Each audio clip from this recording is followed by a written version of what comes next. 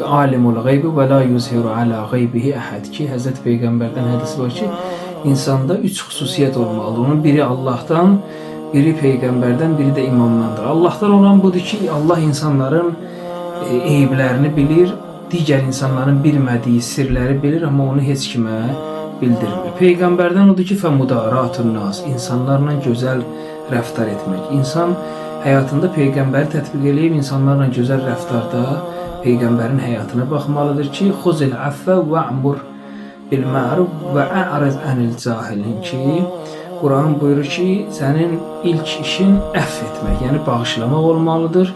İnsanları bağışla, yaxşı işə dəvət elə və cahillərdən üz döndər.